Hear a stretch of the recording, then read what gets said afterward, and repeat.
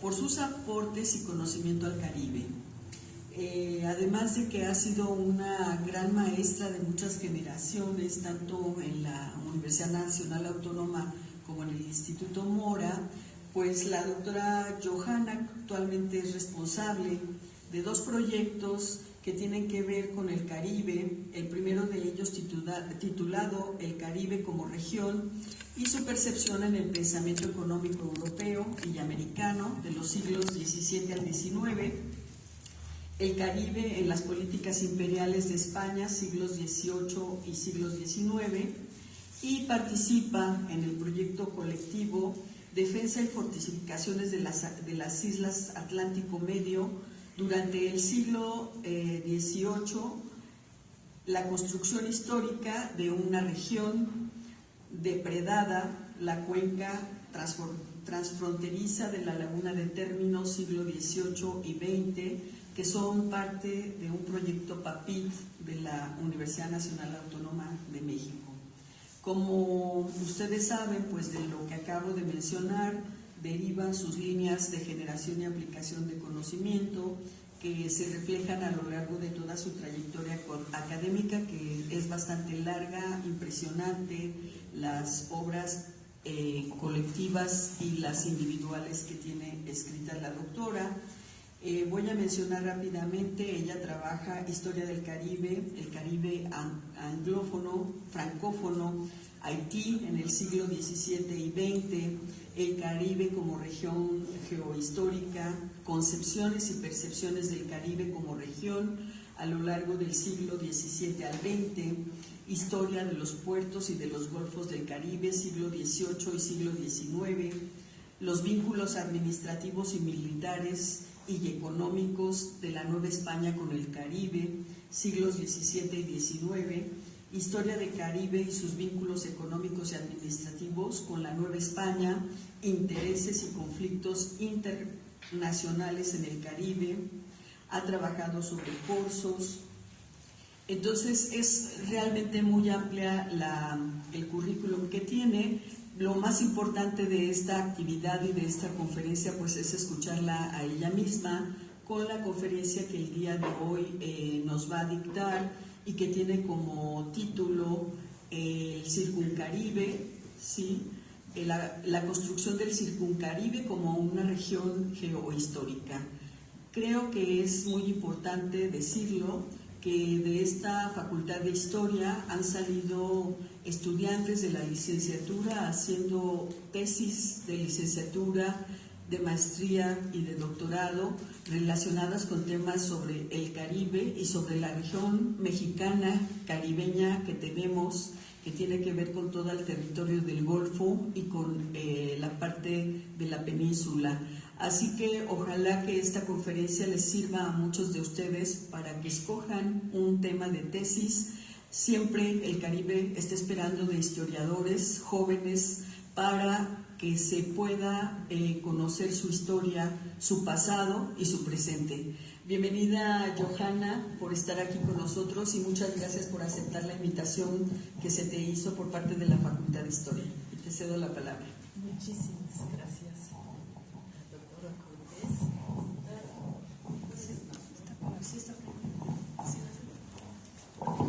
¿Otras más cómodo y te paso esto?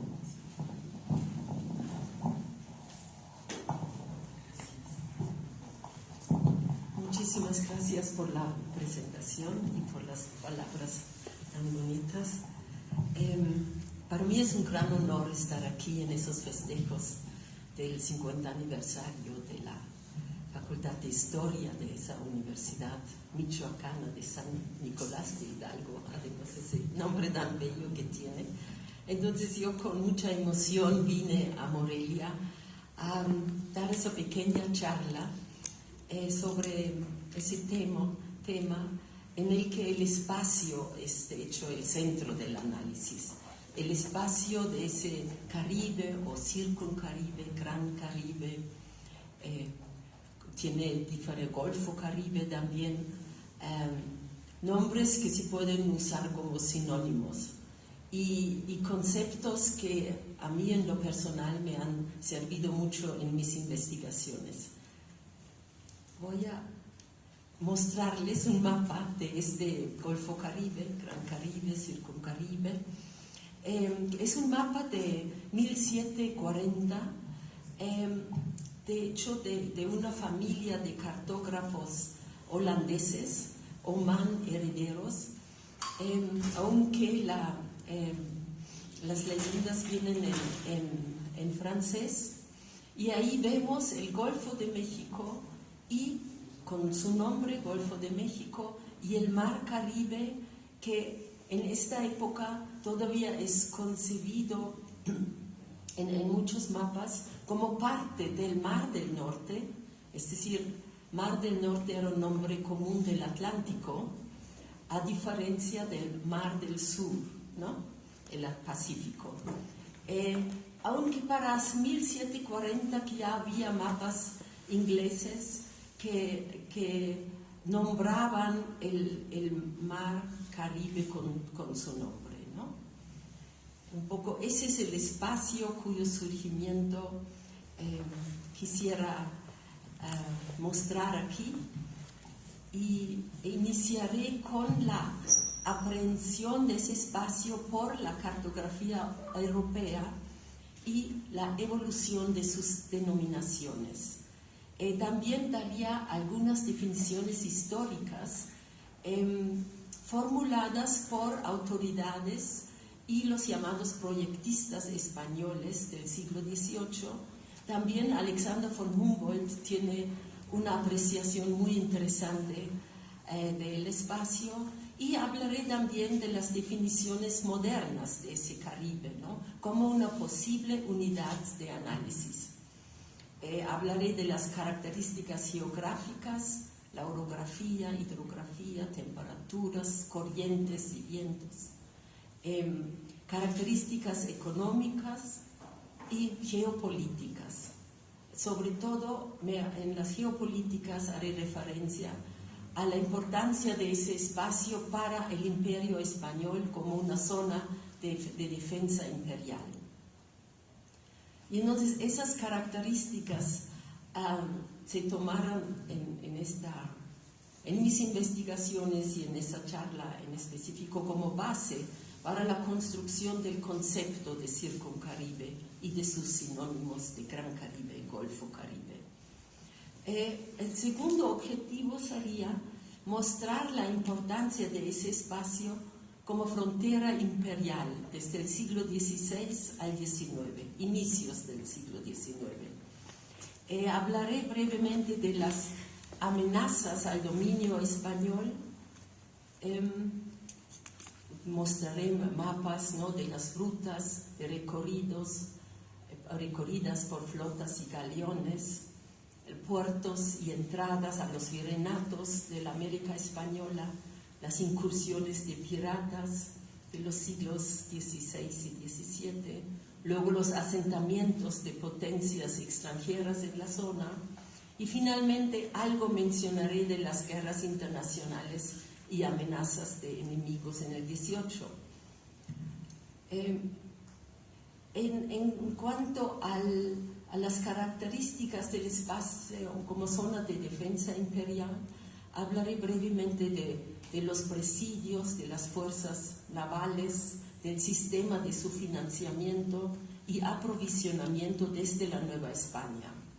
Y luego concluiré como el declive de este espacio como zona imperial español, podemos decir, a partir de la primera década del XIX, y concluiré con un mapa que nos muestra este espacio como una zona de operaciones de los insurgentes hispanoamericanos y sus aliados. Es decir, después del declive como una zona imperial española, los insurgentes y sus aliados internacionales se van a mover en él, van a usar muchos puertos, bahías, etcétera, para atacar el comercio español y debilitar la metrópoli española en la segunda década del siglo XIX. Entonces iniciaré con ese tema, nombrar el Caribe, ¿no? Es es decir, la aprehensión de ese espacio en la cartografía europea, las percepciones por proyectistas y hombres de Estado, y la visión geopolítica, socioeconómica y cultural de Humboldt, del mismo espacio. Aquí quisiera mostrar ese primer mapa, que es de 1455, antes del descubrimiento de América. Es una carta náutica con sus rosas de viento, de las que salen a los rumbos o los vientos, ¿no? También observamos que hay muchísimas inscripciones en las costas de este Mediterráneo que está en el centro del mapa, del mundo conocido de entonces, ¿no?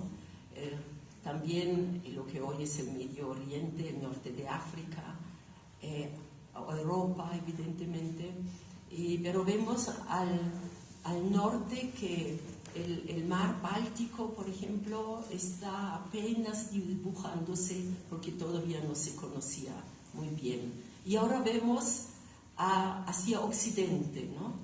Vemos algunas islas, las Canarias, que sí ya se habían redescubierto en 1370 y algo, 77 me parece.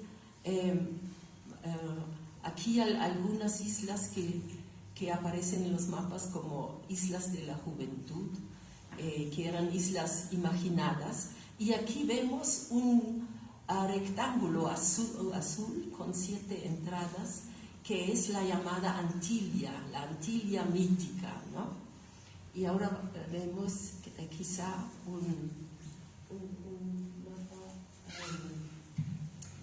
es decir, una toma más de cerca con esa aquí Antilla, con esos 7 puertos que se crearon, dice la leyenda, un arzobispo y 6 obispos que huyeron de los árabes cuando en 740 y tantos se dio la invasión de la península ibérica por los árabes. Estos clérigos se fueron a Portugal y de ahí tomaron un barco, tomaron rumbo a occidente y se dice que encontraron esa isla y ahí se asentaron, pero luego se pierde en el mito su historia. Aquí en un mapa de Toscanelli de 1474 que Colón conoció, tenemos otra vez la Antilla allí en el centro de ese mar, que está marcado, donde está marcado Zipangu, es decir, Japón, y la China, que en la época se llamaba Cathay, ¿no? Y una serie de varias islas. Solo para orientación están dados los contornos del continente americano, ¿no? Pero no se conocía todavía. Aquí tenemos de esas obras de cartógrafos europeos, todavía antes del descubrimiento de América, este globo, que es el primer globo de Martin Behaim, que se hizo en Nuremberg, poco antes del descubrimiento. Es un facsimilar, el original está en Nuremberg, en el Museo Nacional. Aquí de nuevo el mundo conocido, y hacia occidente vemos Zipangu, casi una representación muy cercana a la de Toscanelli, ¿no? En medio hay muchas inscripciones en este gran mar que vemos en ese océano, pero falta el continente americano, ¿no? Porque lo que vemos aquí como un continente, eso más bien es Asia, ¿no? Y en esta siguiente presentación, no sé si se puede leer desde allá, allí están como traducidas de alguna manera las inscripciones más importantes de este globo, De nuevo vemos la Antilla, aquí en el centro, Zipangu, inscripciones que hacen referencia a lugares en China, ¿no? Como Tangut y otros, ¿no? Y las islas de Java vienen más abajo.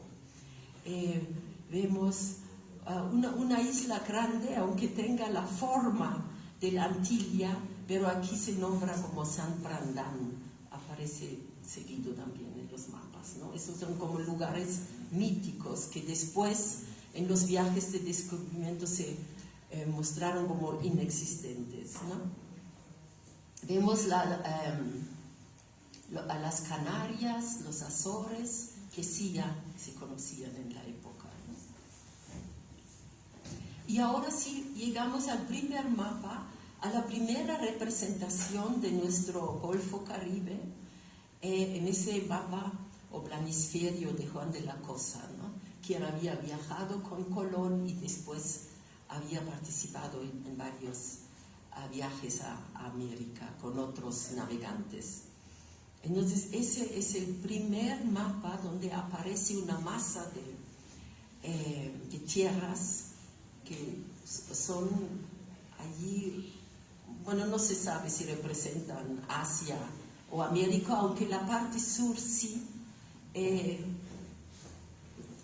más bien América, porque Juan de la Cosa había recorrido las costas del norte de América del Sur y parte del este, ¿no? Él había participado a descubrir Brasil. Y en medio vemos varias islas, si representa Cuba, ahí en forma de gancho, eso es muy característico de la época, la Española, Jamaica y Puerto Rico, ¿no? En medio, donde los españoles y demás navegantes estaban esperando una conexión al otro océano, se pone ahí una imagen de San Cristóforo, ¿no? Porque pues en el momento 1500 no se sabía qué había del otro lado, ¿no? Porque el Pacífico, el Mar del Sur, ¿no? se descubrió en 1513 apenas por Núñez de Balboa, ¿no? En esa época no se conocía su existencia. Y ahí poco a poco nos vamos a adentrar a esa cartografía europea que podría ser italiana, alemana, si era el norte de los Alpes, holandesa, francesa, inglesa. Los españoles mismos publicaron pocos mapas, mantenían esa información de la cartografía de América, bueno, como secreto de Estado, pero muchas veces sí se filtraba información, muchas veces vía Roma y llegaba al norte de los Alpes y se empezaban a elaborar esos primeros mapas. Este es de Cantino, llamado de Cantino, un planisferio de 1502, donde vemos esa inscripción que se llama Las Antillas del Rey de Castella, ¿no? Este día se identifica ante las grandes Antillas, Cuba, la Española, Jamaica, Puerto Rico, con posesiones de España. Y aquí esa pequeña península allí representa la Florida, ¿no? Vamos a verlo en otros mapas. Y tenemos esa línea divisoria aquí, que fue resultado del Tratado de Tordesillas, ¿no? De 1494, donde se hizo esa división planetaria entre España y Portugal, ¿no? Al oeste de esa línea, hasta incluidas las Filipinas, era esfera de influencia española, y al este hasta las Molucas, incluyendo África, el Océano Índico, etcétera, esfera de influencia portuguesa. Y así, poco a poco, vemos cómo se empieza a dibujar aquí, primero, lo que es el espacio del Mar Caribe mismo, ¿no? Nuevamente las grandes islas, vemos ya la costa de América del Sur, aquí el Golfo de Urabá, y la península de Yucatán. Pero más al norte todavía no hay definición, ¿no?, del Golfo de México en ese mapa 1505 a 8. Ese otro es un mapa mundi de Johannes Ruisch, de la escuela de Nuremberg, 1507-8 más o menos, donde vemos una cosa interesante, ese golfo aquí, que es como el antecedente a una representación del Golfo de México, ¿no? Aquí en el mapa aparece Sinus Lysacus, ¿no? Se ha especulado mucho sobre ese nombre y no se ha llegado a algo concluyente, ¿no? Y eso sería Cuba, y la inscripción dice allí, hasta aquí han llegado los españoles, ¿no? Y se ve que de hecho hay una gran apertura entre los dos océanos, ¿no?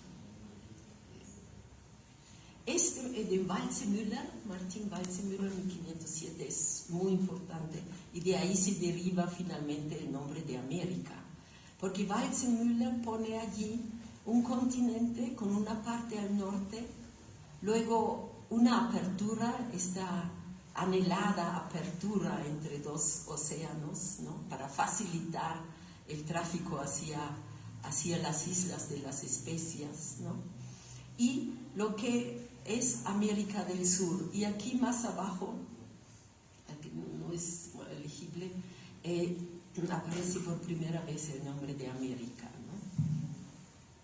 Y entonces América en honor a Américo Vespucci, ¿no? Sí, el detalle lo dejé, pero bueno, ese mapa marcó un cambio en la representación de América y de este Golfo Caribe, ¿no? Seguimos avanzando un poco. Este mapa 1518, de nuevo aparece las Antillas de Castela, y aquí lo que quise mostrar es Yucatán como isla, ¿no?, porque al principio se estaba dudando si Yucatán era una isla o península. Esta Terra Dimine era un nombre para Florida al inicio.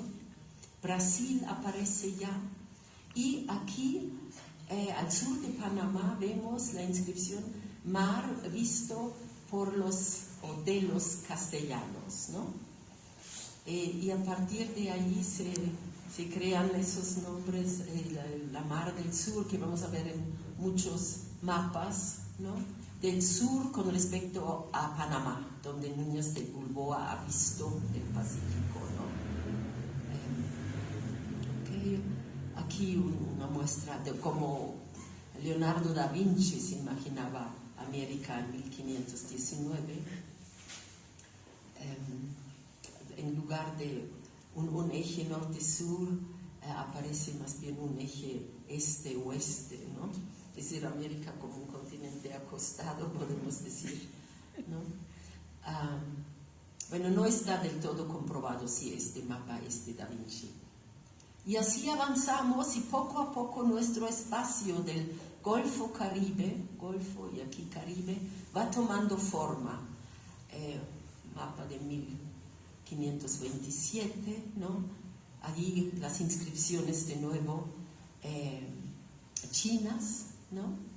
Porque América del Norte se confundió mucho tiempo con Asia, ¿verdad? En cambio, América del Sur va tomando forma, ¿no? Y de nuevo vemos la conexión interoceánica, ¿no?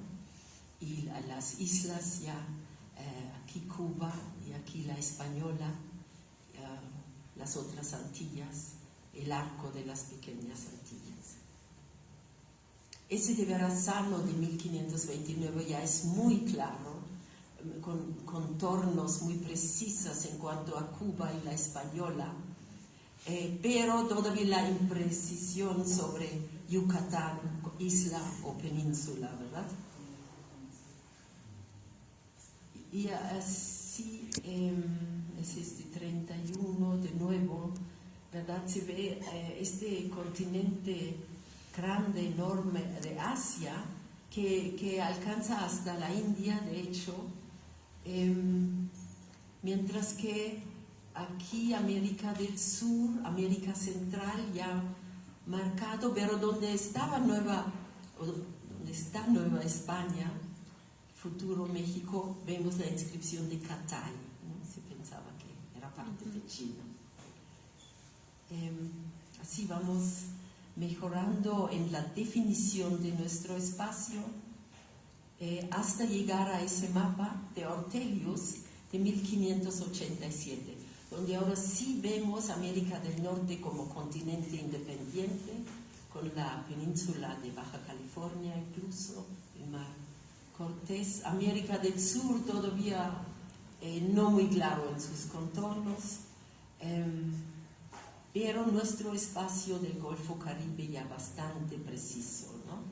Yucatán ya definida como península. Así vemos los titubeos, ¿no?, de la representación cartográfica de este espacio americano. Ese es incluso un mapa del siglo XVII y todavía las costas de América del Norte no quedan definido en algunos mapas, etcétera, etcétera. Vemos ya, eso quise mostrar aquí, como los nombres de las islas ya aparecen más claramente. Las grandes Antillas para Cuba, la Española, Jamaica, Puerto Rico, y aquí ese arco de las pequeñas Antillas, se llamaban en la época también Islas Camercane o Islas Caribes, ¿no? Aquí, con este mapa, aquí, regresando a ese mapa de 1740, quería mostrarles una definición del proyectista, funcionario de Ulloa, Bernardo de Ulloa, porque él tiene una muy linda definición de ese mismo año 1740. Él hablaba de dos cordones. Un primer cordón o llave era para él el Golfo de México, ¿no? Que decía que estaba definido por Yucatán y por la península de Florida, y dice donde se mete el Cabo de San Antonio de Cuba, como cerrar aquel espacio, ¿no? Y de hecho el Golfo de México fue una zona bastante segura para España durante mucho tiempo. Sí había algunas incursiones de piratas, pero mucho menos que en el espacio del Mar Caribe, ¿no? Y luego él hablaba de un segundo cordón o llave que era marcado por las islas y por tierra firme, decía él, del este de Venezuela, pasando por la Nueva Granada, por Panamá, por las tierras de la Capitanía General de Guatemala y Yucatán. Esto es la segunda cuerda, ¿no? Y él decía que sus bahías, sus calas, sus abrigos, sus puertos eran de excelente calidad y eran la envidia de las naciones. Y efectivamente las bahías de La Habana, de aquí arriba, de Panzacola, de Móvila, luego de Cartagena, de Puerto Rico también, y aquí al este de la Española, Samaná, la bahía de Samaná, todos, y la de Santiago de Cuba, todos eran bahías excelentes que daban abrigo incluso a centenares de barcos en la época. Y él decía, Ulloa, que tenían que estar en poder de España para para defender bien las entradas a los dos virreinatos, por Veracruz, al virreinato de Nueva España, y por Cartagena, y aquí Nombre de Dios y Portobelo, que era el pase vía Panamá al virreinato del Perú, ¿no? Por eso esa zona era tan importante, ¿no? Encontré en otros pensadores de la época otras características. Campomanes, por ejemplo, el conde de Campomanes hablaba de las islas del archipiélago de México, ¿no? Y refiriéndose a las Antillas. Y luego Humboldt, ya en la década 20 del siglo XIX, él habla de un mar interior, un Mediterráneo americano, una expresión que más tarde por geógrafos y por pensadores y especialistas en la geopolítica norteamericana, por ejemplo, ¿no? Como Atayar Mahan, ¿no? Fue retomado el Mediterráneo americano, y Humboldt decía, había una parte septentrional que era el Golfo de México, donde había solo una entrada por el estrecho de Yucatán y una salida por el estrecho de Florida. Y había en el sur una parte que él habla del mar de las Antillas ya también, y dice que ese mar tenía muchas bocas, porque allí había muchas entradas entre las islas, ¿no? Que daban acceso al mar Caribe, ¿no? Aunque él no lo llama mar Caribe, sino más bien mar de las Antillas. Y entonces él incluso elaboró como una propuesta sobre aspectos culturales de los habitantes de esa zona, ¿no? Él decía, por ejemplo, que los habitantes de La Habana, aquí, y de Caracas, tenían un carácter muy especial porque se encontraban en constante comunicación entre ellos con las demás islas, y tenían mucha facilidad también en comunicarse con Europa, ¿no? Y de ahí, decía Humboldt, los habitantes de esos dos puertos adquirieron un cosmopolitismo muy importante, una forma de pensar europea, que para él, un eurocentrista, evidentemente, veía eso como un aspecto muy avanzado, ¿no?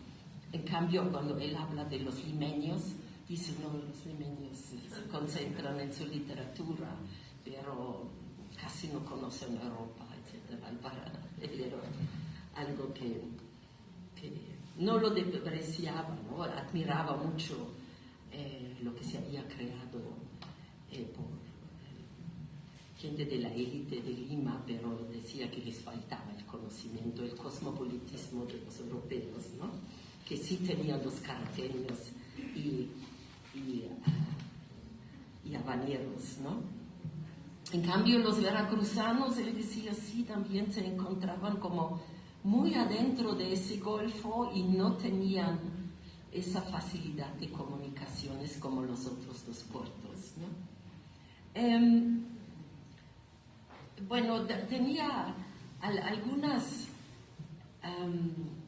denominaciones que me aparecieron en mis investigaciones, en la documentación que he leído sobre todo para la segunda mitad del siglo XVIII, correspondencia de los virreyes, de los gobernadores con Madrid o entre ellos, ¿no?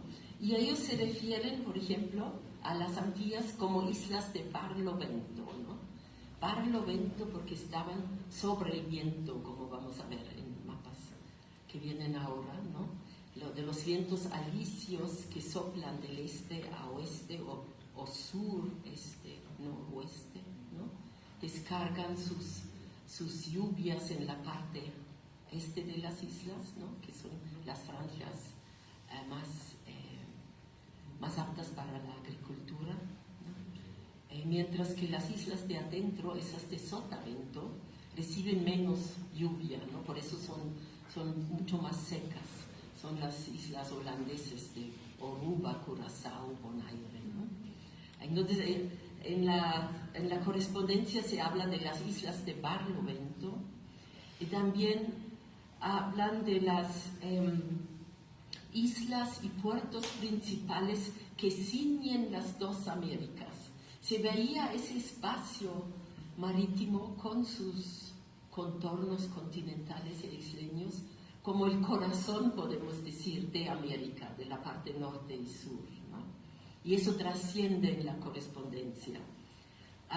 También hablan de puertos y costas de esos reinos, refiriéndose a Nueva España, de tierra firme, que es esa parte, e islas de Barlovento, ¿no? Y generalmente cuando se mandaba alguna real orden, iba dirigida al virrey de Nueva España, al gobernador y capitán general de la isla española, a los gobernadores de La Habana, Puerto Rico, Caracas, Cumaná, Margarita, Campeche, Honduras y Cuba, ¿no? Y mismos órdenes que llegaban a todos esos lugares y que muestra de alguna manera que en Madrid se veía esa zona como una región, ¿no? Como una región de defensa muy importante, ¿no?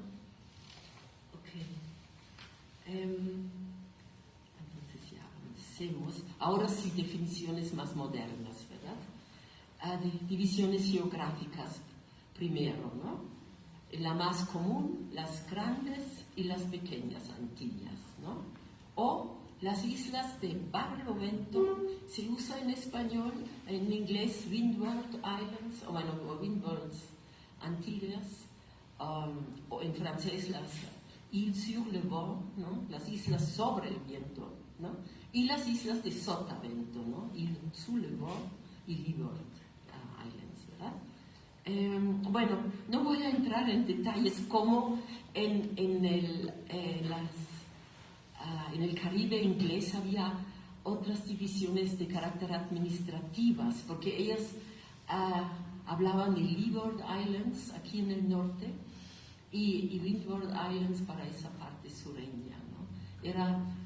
No tenía que ver con los vientos, sino más bien una división administrativa, ¿verdad?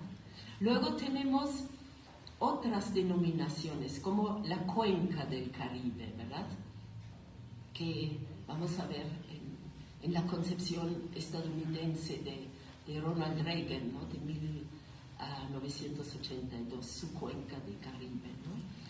También la visión de Juan Bosch, ese intelectual dominicano, es muy importante. Él hablaba también de este Caribe, no incluye el Golfo, ¿no? Solo las islas y los contornos continentales del Mar Caribe, ¿no?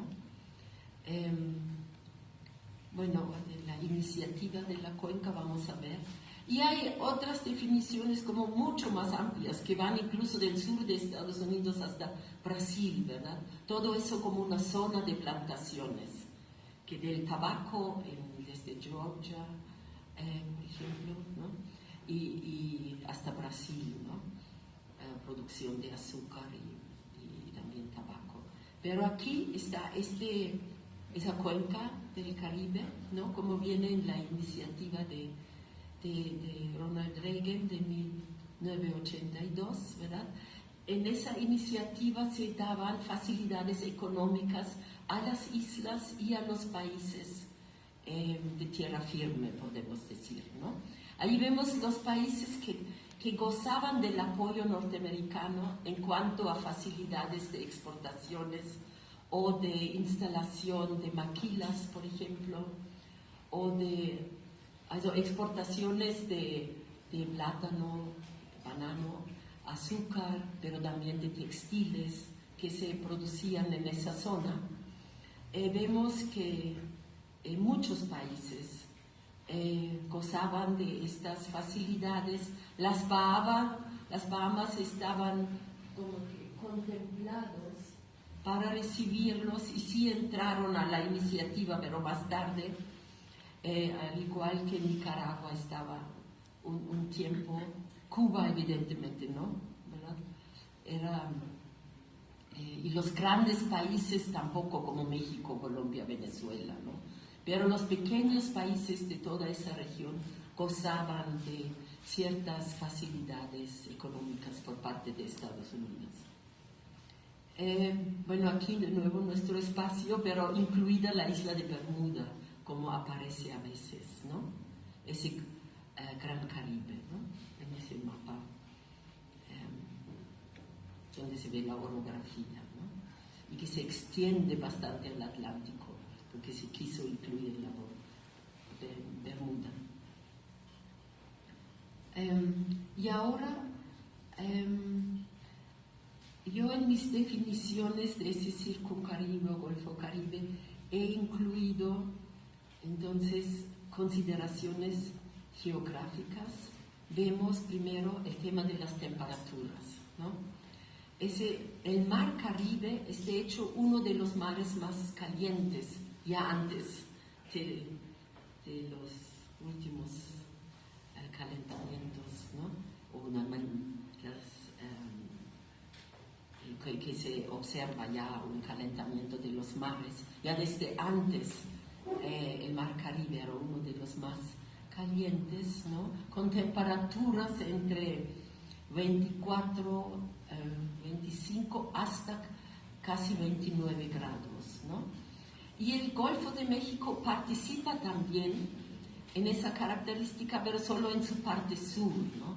Su parte septentrional muestra temperaturas algo más bajas, ¿no? Pero esas temperaturas en parte del Golfo y en todo el Mar Caribe han definido, digamos, grados de humedad muy altos y también la posibilidad de cultivos tropicales, ¿no? Que dependen de temperaturas y de humedad. Luego tenemos el tema de corrientes marítimas y vientos, que también son características de ese espacio y lo definen de alguna manera, ¿no? Son aquí los corrientes, dos corrientes confluyen, ¿no? De la zona ecuatorial norte y la corriente de Guyana, se unen y atraviesan el Mar Caribe como corriente del Caribe, entran a través o forman la corriente de Yucatán, entran al Golfo. Allí hay varios ramales, digamos, de corrientes y vientos y salen por el estrecho de Florida para después convertirse en la corriente del Golfo, ¿sí? Eso ha sido también muy, muy importante. Aquí un mapa de la orografía de toda la zona, porque vemos características interesantes. El Golfo de México con plataformas continentales muy amplias, ¿no? El Mar Caribe mucho más accidentada, aunque una plataforma importante que es la de Nicaragua, que casi llega a Jamaica. Y tenemos ahí dos fosas muy importantes, con la de Caimán, aquí, de las Islas Caimán, y aquí al norte de Puerto Rico, ¿no? La fosa de Puerto Rico con un punto que vamos a ver que alcanza 9.000 metros de profundidad, que son una de las profundidades más grandes del mundo, ¿no? Aquí encontré esa representación de esas cuencas, ¿no? El Golfo aquí es el Mar Caribe con sus bancos y cuencas, ¿no? Esa división que es muy característico. Eso es una visión desde Yucatán, desde el norte, ¿no? Abajo vemos la visión desde el norte, desde la Florida, ¿no? Vemos Cuba, así una isla larga. Y aquí lo interesante es ver la fosa de Puerto Rico en el extremo izquierdo, ¿no? Y aquí en este mapa vemos las profundidades, sobre todo el llamado abismo de Milwaukee al norte de Puerto Rico, ¿no? De 9.200 metros de profundidad, al mismo tiempo que se enumeran aquí las cuencas y los bancos que de alguna manera dividen el Mar Caribe, ¿no? También la orografía es importante en la zona. Las islas, de hecho, tienen entonces esa orografía del mar, abajo del mar, ¿no? Y arriba del nivel del mar, ¿no? Con el Pico Duarte en la República Dominicana como la montaña más alta, con más de 3.000 metros, ¿no? En Jamaica, el Blue Mountain Peak, ¿no? Etcétera, etcétera. Ven ustedes esa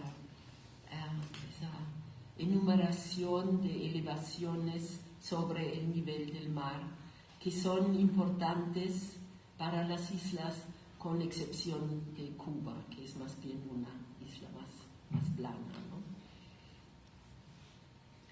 Ahora, en mis investigaciones sobre la zona y también sobre su importancia productiva y comercial, he elaborado ese mapa con las producciones, ¿no?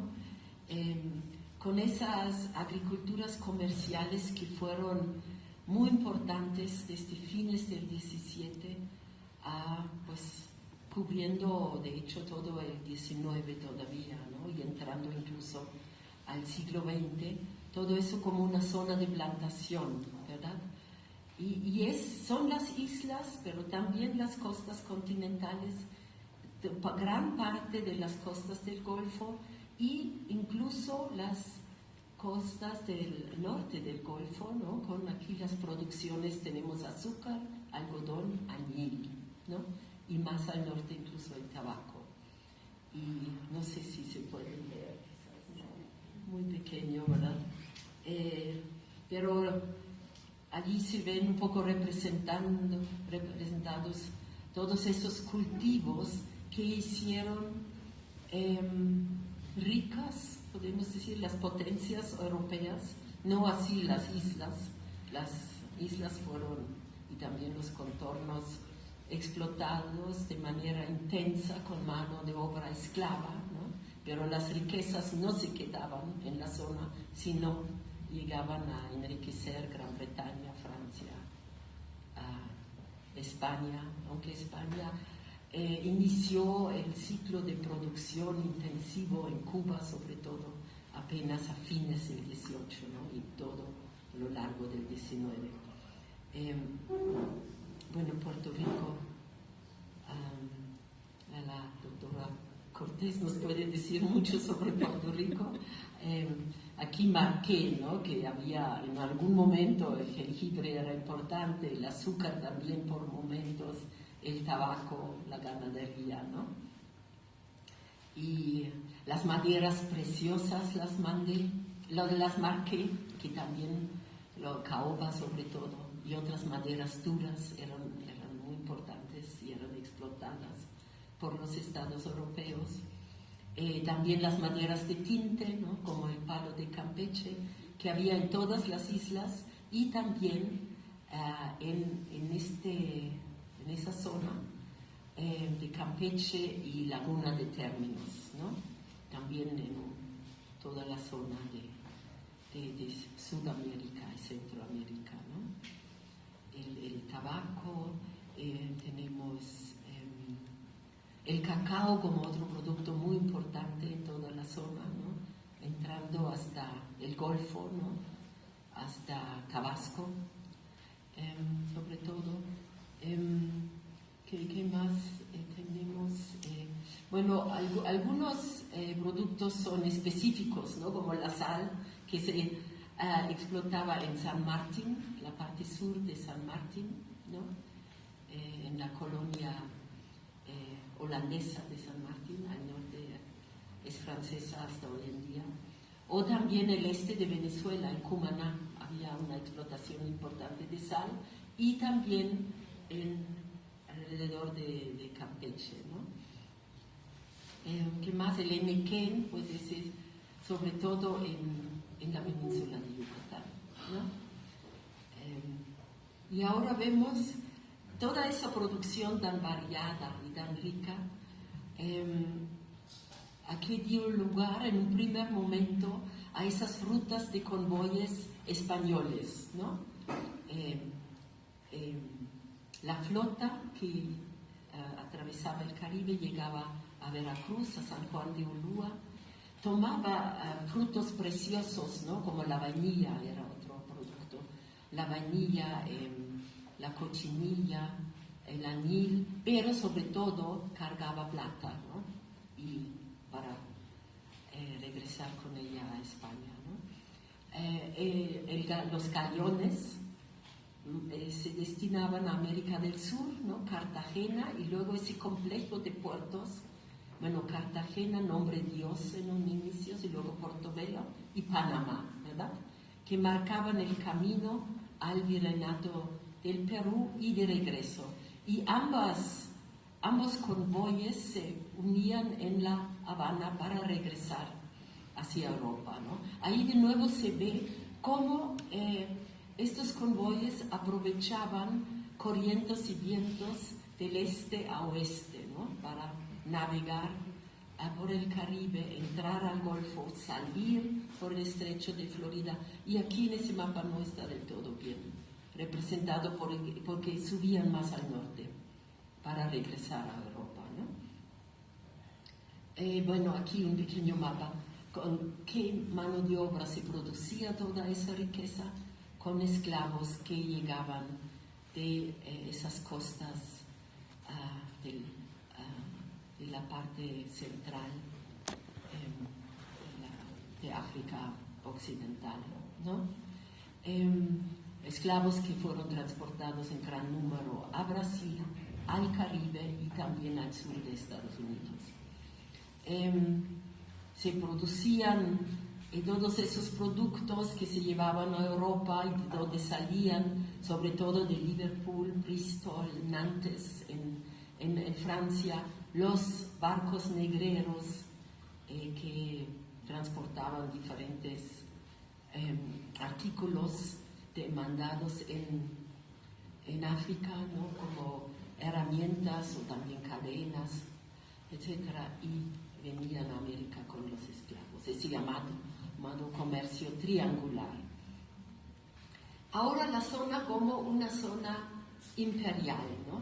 Vimos que en un principio, en el 16 todavía, para España era una zona muy importante.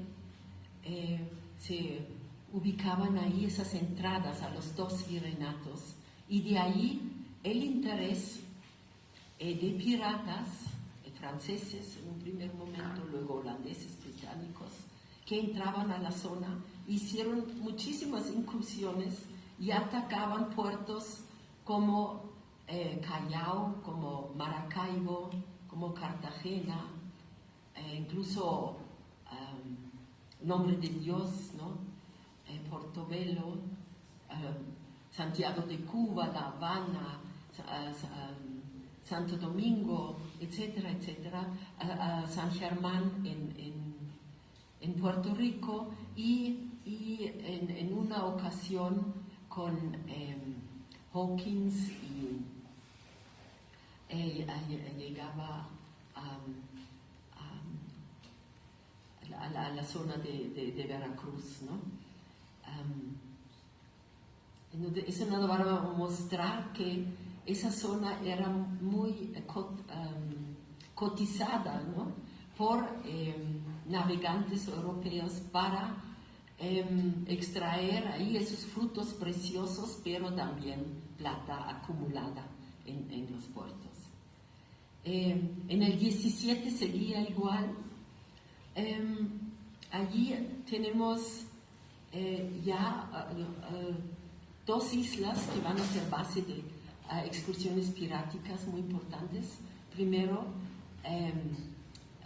La Tortuga, al norte de Santo Domingo, ¿no? Y Port Royal en Jamaica, ¿verdad?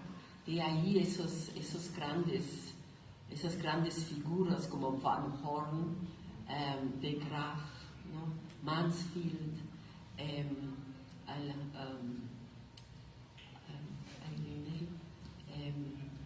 el Loloné se llamaba en francés, ¿no? Hacían también grandes excursiones y extorsionaban las autoridades de los puertos. Si no daban el dinero del rescate, pues incendiaban o entraban a los puertos y incendiaban, saqueaban, etc., ¿no? Aquí tengo entonces esa zona imperial, pero ya con asentamientos europeos en la zona, ¿no? Lo he mejorado, pero no lo encontré finalmente para la presentación. Ahí vemos en morado posesiones inglesas, ¿no? En el siglo XVIII, estoy hablando del XVIII aquí, ¿no? Azul, franceses, cuando la Luisiana, que debería irse un poco más al occidente, ¿no?, era francesa.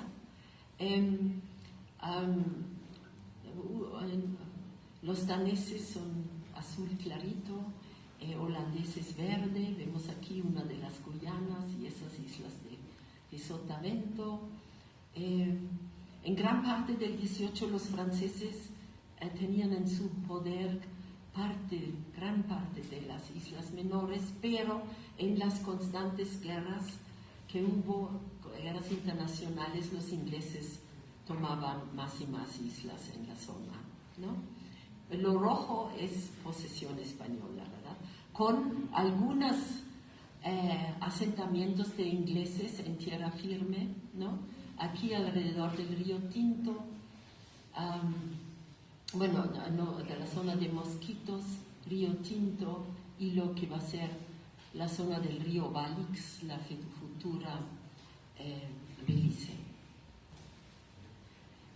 Este mapa, pero tiene letras muy pequeñas, pero quiere decir dónde tenía España sus puntos defensivos más importantes, ¿verdad? En el Golfo, precisamente aquí en el norte, con Panzacola y Móvila, Veracruz, Campeche, Bacalar, al este de Veracruz, varios puntos en Guatemala, ¿no? El río San Juan, que significaba la posibilidad de entrar a Centroamérica hasta el lago de Managua, era un punto que había que resguardar muy bien. Aquí en el estrecho del Istmo de Panamá, también puntos muy importantes.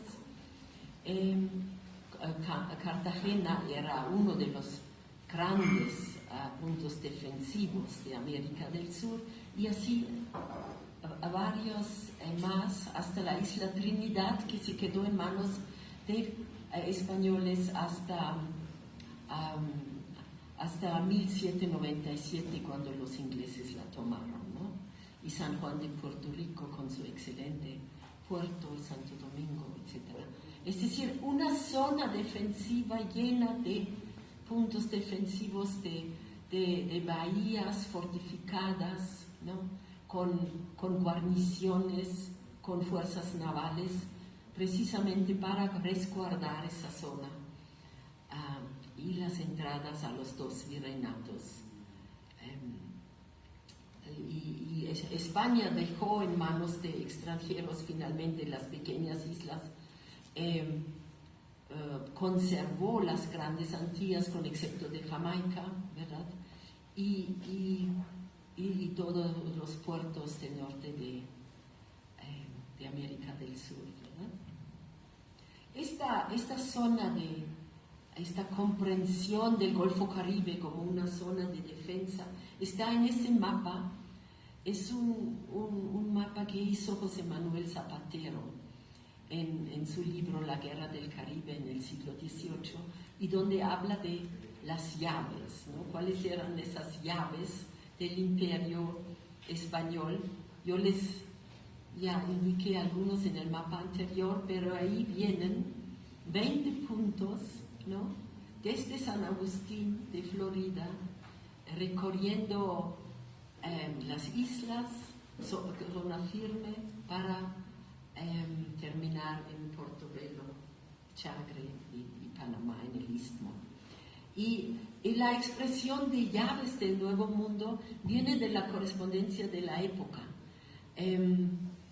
y también de la literatura del siglo XVIII, donde se hablaba de las llaves del Nuevo Mundo, que eran precisamente esos puntos defensivos, ¿verdad?, que había que cuidar para conservar la América española.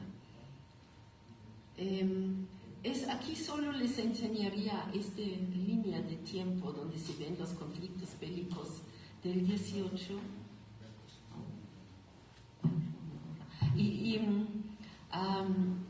que marcaron la zona y donde hubo enfrentamientos muy importantes, ¿no? Por ejemplo, en esa guerra de los 7 años hubo una guerra naval muy importante, la de la Isla de los Santos, al sur de Guadalupe, donde se enfrentaron ingleses y franceses, y fue la batalla naval más importante del siglo en esa zona. Ahora ya voy concluyendo y solo les quería mostrar la vinculación de esa zona defensiva al virreinato de la Nueva España, de donde provenía la plata para financiar los sueldos de ejército marina a través del llamado sistema de situados, ¿no?, donde también se mandaba mano de obra forzada para los presidios, se mandaban alimentos como harina de trigo, maíz, arroz y granos secos, carne salada y pertrechos para el ejército y armada, pólvora, jarcia, cables, brea, etc., ¿no? Creo que concluyo quizá con el siguiente mapa, donde, bueno, 2 más. Donde se ve representado ese sistema de distribución de la plata, los llamados situados, dinero que se situaba en los diferentes puertos de la zona para financiar asuntos de defensa. Y para eso se ideó un proyecto muy interesante en 1737, que se preparaban cada 6 meses una pequeña flota de un bergantín, de una fragata y de un bajel menor, que salían de La Habana, iban a Veracruz por todos estos dineros y productos, regresaban a La Habana, distribuían parte del dinero y los productos a la Florida Occidental, otra parte de la Florida Occidental, y luego seguían en el canal de Bahamas, y antes de llegar a Puerto Rico se desprendía la fragata, dejaba el situado, es decir, la plata Nueva Hispana, en Santo Domingo, y el bergantín y la otra embarcación seguían a Puerto Rico, y luego Margarita, y por Cartagena, y a partir de esta zona donde se unieron otra vez los 3 barcos, iban en corso para combatir el contrabando inglés que salía de Jamaica y que era, como decían los políticos funcionarios de la época, Jamaica es el padrastro de España en esa zona, ¿no?, porque de ahí salían casi todos los contrabandos, ¿no?, que había que combatir. Y luego, eso son cosas sobre los dineros que se mandaban, pero les quería mostrar en este mapa y en 2 más cómo esa vinculación de los puntos defensivos del Golfo Caribe con la Nueva España se expresa cartográficamente, porque aquí se puede leer Archipiélago del México, es un mapa italiano. Es decir, los cartógrafos holandeses, italianos, ingleses, franceses tenían bien claro esa vinculación de puntos defensivos de España con el virreinato, ¿no? Y lo expresaban así en los mapas. Aquí también archipiélagos mexicanos, o aquí creo que es donde se ve a las Antillas, llamados por algunos archipiélago de México, ¿verdad? Bueno, aquí nada más, pero es un colofón, un pequeño colofón, como la zona, por los insurgentes en la segunda mitad del siglo, segunda década del XIX, nuevamente adquiere un carácter estratégico muy importante, porque ahí van a tener puertos muy importantes en la isla de Barataria, en Galveston, varios puntos aquí al norte de Veracruz, como Nautla, Boquilla de Piedras, ¿no? O a varios puntos en Haití o en las islas neutrales, de donde van a hostigar el comercio español. Es decir, una zona de defensa española ya durante las guerras de independencia se vuelve una zona de combate controlada en gran parte por los insurgentes y sus aliados. Muchísimas gracias.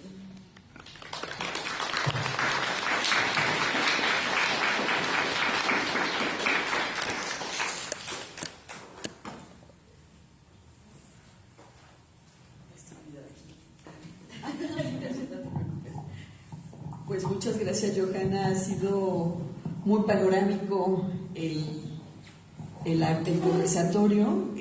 Creo que en este momento tiene la palabra el público si quieren hacer una pregunta, y de verdad que hay muchos puntos que pueden ser susceptibles de investigación, de análisis respecto de lo que has mencionado ahora. Así que dejamos a los compañeros estudiantes y profesores que nos acompañan si tienen alguna pregunta que hacer. En redes sociales hay unas. Estas diferencias entre España y Francia ante lo que podían obtener de América los llevó a firmar el Tratado de Policía y Buena Vecindad. ¿Qué espacio geográfico abarcaba este? ¿De qué año ese espacio? Ese tratado de quizá de 1777. No lo mencionan. No lo mencionan. Había varios tratados entre España y Francia. Uno que se refería, por ejemplo, a la isla de la Española, donde coexistían el Santo Domingo francés y el español. Era un tratado de límites. Luego en los 90 el Tratado de Basilea también era importante entre ambas potencias, ¿no? Donde España incluso se dio su colonia más antigua a Francia, ¿no? El Santo Domingo español dejó de ser colonia española por algunos años, ¿no? Otros tratados importantes, el de 63, por ejemplo, 1763, el fin de la Guerra de los 7 años, pero ahí Francia y España eran potencias aliadas en contra de Inglaterra, habían ganado esa guerra, ¿no? No, era la Guerra de los 7 años, disculpen, la habían perdido, era muy grave incluso, ¿no? La de Guerra de Independencia norteamericana, ¿no?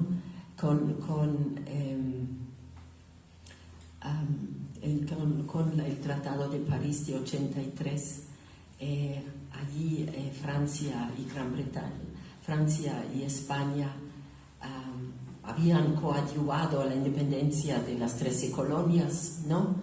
España recuperó la Florida, etc. Es decir, en esos múltiples tratados entre España con Inglaterra, España con Francia, se estaba configurando, digamos, ese espacio como zona defensiva, ¿sí? Sí, adelante, doctora Leticia. Johanna, pues es un gusto tenerte esta mañana aquí en la Facultad de Historia. Yo quería preguntarte algo sobre las poblaciones, porque, bueno, tenemos que Teodoro Bray hace una referencia sobre los habitantes de la Florida como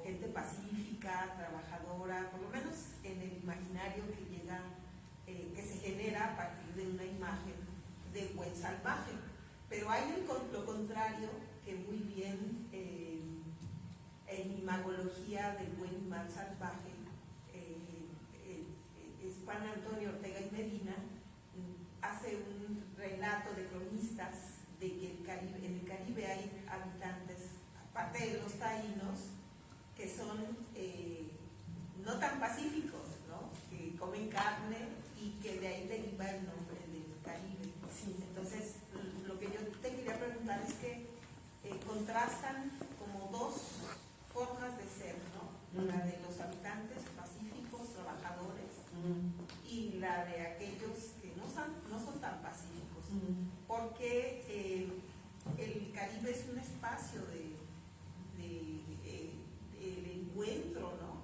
Entre dos mundos, como dirían, y todo lo que puedan imaginar en este espacio caribeño como una referencia, sobre todo lo americano, ¿no? Quizás es de ahí también algo muy importante, aparte de todo el comercio y de la piratería. Yo creo que efectivamente, como Fernando Braudel refería al Mediterráneo, un espacio de muchas culturas, de muchos encuentros, pues así es también el Caribe, bien descrito por don Germán Arciniegas, ¿no? La biografía del Caribe. Entonces, sobre las poblaciones, Johanna, y estas dos visiones sobre lo americano, ¿qué opinas? Sí, gracias por esa observación, pregunta, referencias bibliográficas muy importantes.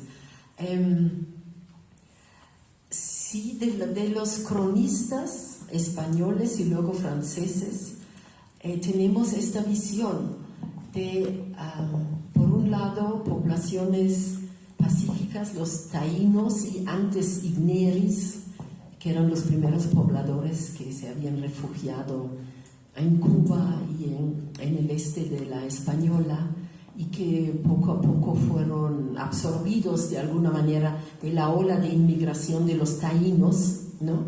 Que se establecieron más bien en las grandes Antillas, mientras que las pequeñas Antillas sí quedaban más bien en poder de los llamados caribes, o como se les llamaban, caníbales, ¿no? Es decir, caníbal viene de Caribe, de hecho, ¿no? Y sí afirmaban todos esos cronistas que ellos comían carne humana. Incluso hay cronistas franceses donde hacen descripciones pues hasta cómicas, ¿no? De cómo los niños caribes estaban viendo sus prisioneros y ya les veían carne de bucán, ¿no? Me parece que incluso cierta burla, incluso, o una visión cómica, ¿no? Del hecho de la existencia de esos pueblos. Pero no queda del todo comprobado que comían carne humana, ¿no? Sí se sabe que cuando los caribes hacían incursiones a las grandes islas, tomaban a las mujeres taínas como esclavas, como sus esposas, ¿no? Bueno, esposas, esclavas, y a los hombres generalmente los mataban, pero los cronistas decían que pues era más bien carne de bucán para ellos, ¿no? Y en cuanto a Florida, sí, los ingleses cuando tenían la Florida en su poder de 63 a 82, ¿no? También trataban de quedar bien con los indígenas de la zona, ¿no? Les daban regalos para que quedasen tranquilos, ¿no? Y los españoles hacían lo mismo, ¿no? En la documentación siempre se encuentra, ¿no? Dinero, partidas que se mandan a La Habana y después a San Agustín de Florida y también a Pensacola para regalos para los indios, ¿no? Les llevaban maíz y carne y armas, etcétera. Y para tener una buena amistad con ellos y evitar levantamientos, ¿no? Porque estaban tranquilos mientras podían aprovechar todo lo que ingleses y luego españoles podían traerles de beneficioso, digamos, ¿no? Pero no, habría que ver también más crónicas sobre la Florida, qué se decía en siglos anteriores al 18 de esa población indígena, ¿no? Esa no la he estudiado demasiado bien. Lo conozco más de la segunda mitad del siglo XVIII. Pero muchas gracias por la observación. Muchas gracias. ¿Alguna otra pregunta que tengan por ahí que quieran comentar? Sí, adelante, doctor. Bueno, primero pues felicitar a la doctora Johanna, felicitarla por esta visión global de la construcción de un espacio y los vínculos que se establecen al correr del tiempo y que modifican pues las condiciones y las circunstancias de los territorios. Y bueno, y agradecer pues su presencia en el marco del 50 aniversario de la Facultad de Historia, porque esto también tiene implicaciones de la orientación con los estudiantes para involucrarlos en estudios, en investigaciones mucho más amplias. Y a propósito de esto, sería el que menos pudiese hablar de ello, más bien la doctora Tere y la doctora Johanna. Yo quisiera recordar a los 50 años de esta facultad una egresada moreliana, si no me equivoco, de la licenciatura en Historia, Argelia Pacheco. Argelia Pacheco, como cualquiera de ustedes, se vincula con la doctora Tere Cortés para estudiar pues algún aspecto de la historia del Caribe. Y esto lo digo porque la vida académica también nos lleva, nos arrastra, nos puede llevar a un lugar distinto en nuestros proyectos de vida. Y recuerdo, bueno, terminó su tesis, justamente Tere la estimuló para que se fuera a estudiar la maestría al Instituto Mora, llega con la doctora Johanna, y la doctora Johanna a su vez la envía para hacer el doctorado a Alemania, ¿sí? Para hacer breve el asunto, pues ella ahora es profesora de la Universidad de Puerto Rico, ¿no? Casada con un puertorriqueño. Con eso quiero decirles que hay que entrarle a la vida académica porque nos puede llevar por el mundo, ¿no? Y este es un caso muy particular de una egresada de nuestra facultad y de las circunstancias que tuvo y que la llevaron justamente ahora a ser profesora de la Universidad de Puerto Rico. Se volvió caribeña. Se volvió caribeña. Bueno, sin olvidar sus raíces morelianas. Sí. Es un buen ejemplo, ¿verdad?, de esas migraciones académicas. Migraciones académicas, sí. Bien. Si tienen alguna pregunta más, ¿no? Otra vez, Leticia, adelante, por favor. Los congresos sobre el Caribe que hacen de la Asociación Mexicana son un buen espacio para ver en el tiempo qué se está estudiando en el Caribe, porque también hay un Caribe muy contemporáneo. Yo recuerdo para el caso de Jamaica y los piratas era una cosa bastante interesante. Pero hay territorio mexicano pues que es caribeño, ¿no? Entonces el congreso sé que se hace en Campeche, en Veracruz, de pronto. Y creo que para los estudiantes sería como una buena oportunidad, ya sea que asistieran como presencial, digamos, o participando también si tienen alguna ponencia, si es su área, ¿no?, a la que se quieren dedicar a estudiar. Pero sí hay una parte del Caribe contemporáneo a partir de las revoluciones, ¿no?, de las independencias, bastante interesante. Pues sí, sigue, ¿no? Así del es. Congreso. Sí, yo iba a terminar un poco con eso, pero sí quisiera comentar, retomando la palabra, que yo creo que la conferencia que nos ha dado la doctora Johanna nos permite ver la importancia que tiene esta región a nivel internacional, porque por ahí transitan las personas, pero también por ahí transitan las mercancías y los capitales. Y una cosa de las cuales, y las ideas, es un espacio de circulación muy importante que sigue teniendo la importancia que inició teniendo en el siglo XVI. Entonces hay varios de los temas que el día de hoy tocó la doctora, que los ejemplificó a través de mapas, como son la serie de mercancías que se producían en esta región de la cuenca del Caribe, pero que iban a parar a Europa y a otros territorios.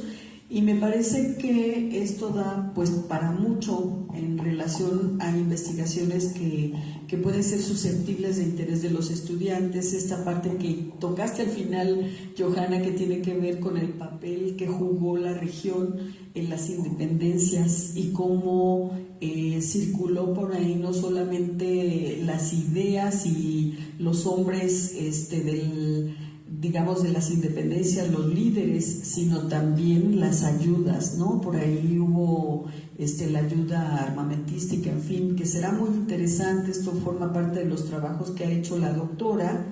Y si no tienen preguntas, a mí sí me gustaría nada más terminar haciendo una invitación a las jornadas del libro caribeño para que conozcan no solamente el Instituto Mora, la UNAM, la propia Universidad Michoacana, sino hay varias universidades e instituciones de educación superior que tienen investigadores trabajando sobre el Caribe y sobre esta cuenca del Caribe, y estamos por tener las 23 jornadas del libro caribeño, en el que participan varias instituciones mexicanas y del extranjero. Ahora vamos a tener participación de profesores y de alumnos de Puerto Rico, de Colombia, de Estados Unidos, de varias universidades de Estados Unidos.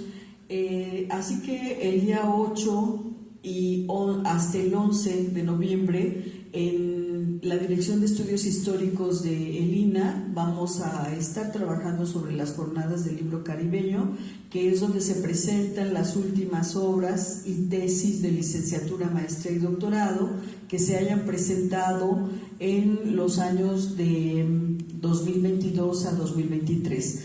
Ojalá que algunos de ustedes nos puedan acompañar, y junto con las jornadas iniciaremos nosotros una exposición sobre la esclavitud titulada La esclavitud y su legado cultural y el legado cultural de África en el Caribe, que es una exposición que se ha presentado en varios países de Europa, del Caribe, y que ahora viene a México como parte de un proyecto europeo.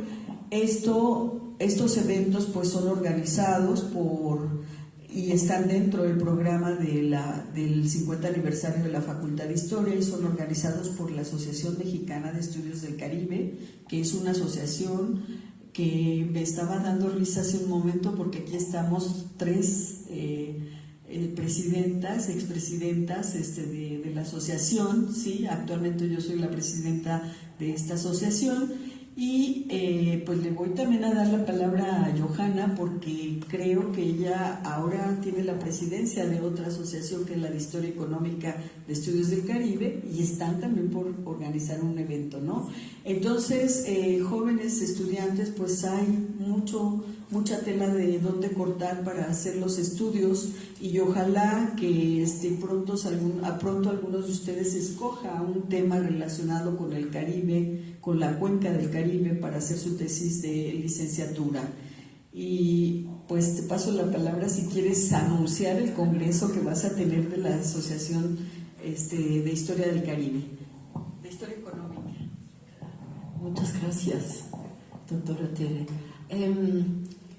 Sí, se creó esa asociación en 2010, la Asociación Histórica, la Asociación de Historia Económica del Caribe, AEC, que ha sesionado cada 2 años. En la pandemia hubo una pequeña interrupción, pero otra vez se normalizó, y el año próximo habrá el congreso en noviembre en el Instituto Mora, y vienen especialistas de toda la cuenca, pero también de España, de Estados Unidos, también de México. Espero que muchos participen y también que muchos estudiantes ya empiecen a presentar ponencias o asistan, porque se va a ver toda la gama de temas que se estudia en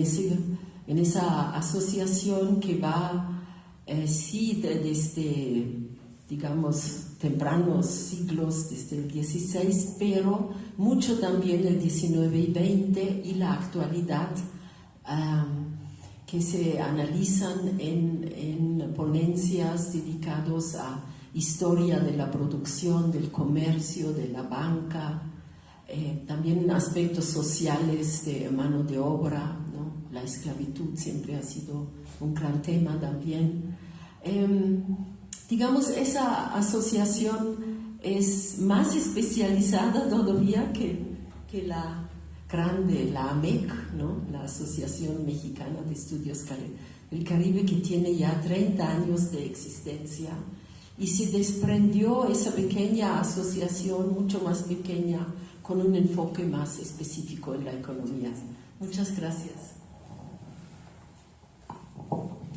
Bueno, pues si no tienen otra pregunta más, vamos a darle la constancia que emitió la dirección de la Facultad de Historia a la doctora Johanna Braun von Grafenstein por su participación en la conferencia La construcción del Circuncaribe como región geohistórica, siglo XVI a inicios del XIX, realizada dentro del marco de las actividades del 50 aniversario de la Facultad de Historia.